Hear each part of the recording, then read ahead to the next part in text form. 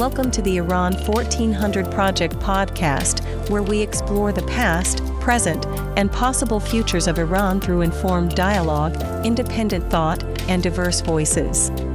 From historical insight to emerging narratives, we connect ideas to action in the pursuit of a more just, inclusive, and forward-looking society. Join us as we rethink Iran's trajectory, one conversation at a time.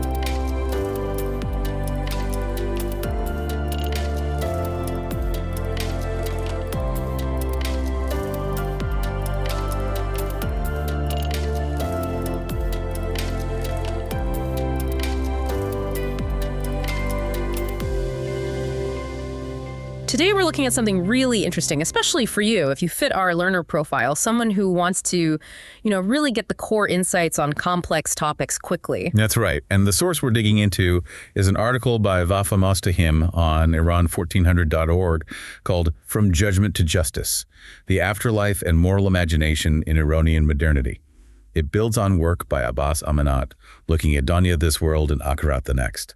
So our mission today is basically to track how ideas about the afterlife in Iran have, shifted, moved from this focus on divine judgment way back when towards something more like ethical justice right here on Earth. Exactly, and exploring what that whole evolution means for religion's role in Iran now will follow the historical path the article lays out. Okay, so where do we start? The article takes us pretty far back, doesn't it? Ancient Iran. Right, it begins pre-Islam, looking at Zoroastrianism, and even then you had this core concept of kind of cosmic moral order, a sense of universal right and wrong. And how did the afterlife fit into that? Well, the key idea was judgment at the Chinvat Bridge. Yeah. Your soul crosses it, your deeds get weighed. Oh, right. I remember reading about that. Yeah, and it was pretty binary, heaven or hell. Yeah. Really framed the Persian worldview back then. The life was essentially preparation for that final reckoning. Makes sense. A clear moral structure with, ultimate stakes. So, what happens when Islam arrives? The article mentions Twelver Shi'ism becoming central and Akhirat getting really embedded. Absolutely. With Islam, especially the Twelver Shi'ism that becomes dominant in Iran, you get this incredibly rich theology developing. You have these vivid Quranic images of paradise, of hell. Very powerful imagery. Definitely. And narratives about resurrection, about intercession, holy figures potentially stepping in for you, offering ways towards personal salvation. But it wasn't just personal belief, right? The article says Akhirat became a social and political thing, too. Oh, absolutely. That's a crucial point in the source. It quickly evolved into a powerful social and political force. Take the Ashura rituals, for instance. The mourning ceremonies. Yes, but they weren't just mourning. The article shows how they directly linked martyrdom, especially defying unjust rulers, with the promise of eternal reward.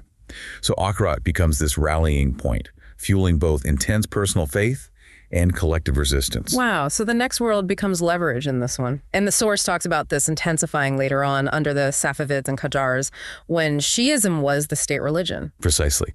You see the clerical establishment and the monarchs really working together. They actively used the afterlife, the carrot of heaven, the stick of hell, to, legitimize their own power, enforce a specific morality, and crack down on dissent. How did they do that day to day? Through things like schools, the courts. Education and law weren't just about religious texts or rules for society. They were about embedding what the source calls eschatological obedience. Basically, obeying the clergy and the state was presented as vital for your own salvation. It was a religious and a civic duty rolled into one. A very tight system, then. Afterlife belief is core to social control. What starts to challenge that unified picture? The article points to the 19th century, right? New ideas coming in. Yeah, that's the turning point.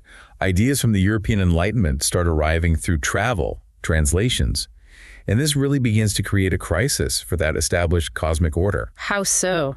Well, you get reformist thinkers, people like Akhundzada, a playwright challenging old structures, and later bureaucrats pushing for secularization. They started questioning the whole foundation. Like, is divine punishment really the only basis for ethics? They started trying to separate morality from theology. Exactly. Could you have ethics without heaven and hell hanging over you? That kind of thinking really shook the traditional religious and moral framework. Okay, and this leads to something the article really highlights as, pretty groundbreaking: the emergence of the Bahá'í Faith. It comes out of that Shia world, but offers a totally different take on the afterlife. It really is presented as a transformative moment. The Bahá'í teachings didn't just get rid of the afterlife concept, they fundamentally reinterpreted it. Yeah. It wasn't about a final judgment with, literal rewards and punishments. So what was it instead? It's framed as the soul's ongoing journey, continued moral and spiritual evolution after death, drawing closer to the divine.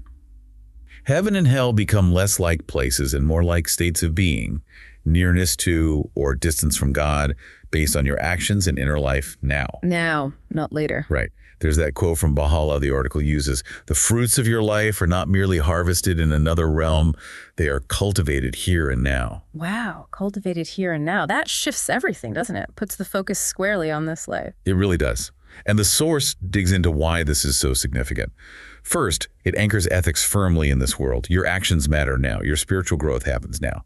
Second, and this is huge for the story we're tracing it takes power away from the clergy, doesn't it? How so? Because salvation isn't just about following their rules. Exactly. If it's about inner moral development, your own effort, not just external rituals policed by institutions, then the dynamic changes. Religion becomes more about personal empowerment, less about fear or control from above. And the article suggests this Baha'i idea, even just viewed philosophically, offers a useful model for Iran's future, a way to have spirituality without authoritarianism. That's the argument presented, yes. It shows a historical example of how spiritual concepts can drive ethics without needing that top-down enforcement structure. Okay, so let's jump forward. The 1979 Islamic Revolution. The source says Qajar kind of snaps back into the political center stage then. It did, very powerfully. The idea of martyrdom leading straight to paradise was a huge mobilizing factor during the revolution, and especially the Iran-Iraq war that followed. For a while, the afterlife was explicitly tied to the state's political project again. But that didn't last indefinitely. No.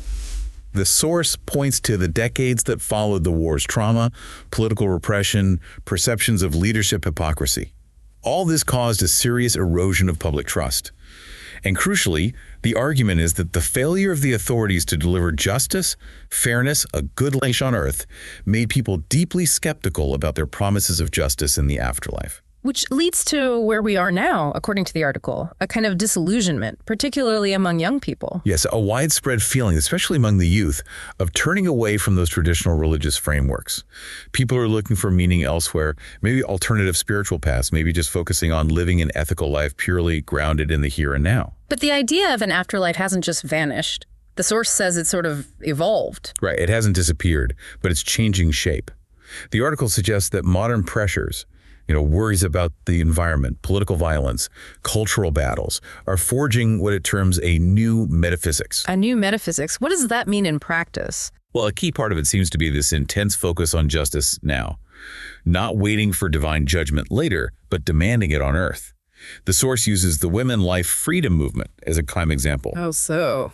It embodies that demand for dignity, for rights, for justice in this life through collective human action, not waiting for some future cosmic arbitration. And this is where the article brings back that Baha'i reinterpretation as relevant again. Exactly. It serves as this historical precedent, showing that spiritual ideas can stay relevant without needing fear or state control. That model, envisioning moral continuity after death, but tying it directly to ethical action now, without authoritarian baggage, offers a way to bridge the spiritual and the civic. Faith empowering action in the present. It suggests faith doesn't have to be authoritarian. That's the potential framework it highlights, yes. It points towards what the source calls a quiet revolution, in thinking moving away from the afterlife as a tool of control, towards it being more about maybe ethical self-reflection. Okay, so let's pull this all together. We've tracked this idea from ancient judgment through centuries of institutional control, facing modern challenges, undergoing this radical reinterpretation focusing on earthly ethics, and now landing in a place where disillusionment is fueling a demand for justice today, almost repurposing the afterlife concept itself. It's quite a journey. And understanding this arc, this evolution of thought, is really vital if you want to grasp contemporary Iran, the push and pull between theocracy and secularism, how people are fundamentally rethinking life, death, and what religion is even for. It's much deeper than just theology. It's about the moral imagination of a society in flux. So bringing it back to you, our listener, Why does this specific deep dive into Iranian history and belief matter beyond that context? What's the takeaway? Well, the source really leaves us chewing on this idea. Yeah. Maybe the afterlife, which for so long was primarily about judgment somewhere else, is subtly morphing into a kind of powerful metaphor. A metaphor for what? A metaphor urging us to confront injustice, to build fairness, to create justice through what we do right now. It's a provocative thought to leave you with. How do your ideas about what comes next, whether that's a literal heaven, just continuity, or simply the consequences of your actions, influence how you act today? Does thinking about the future, however you define it, change your sense of responsibility in this life?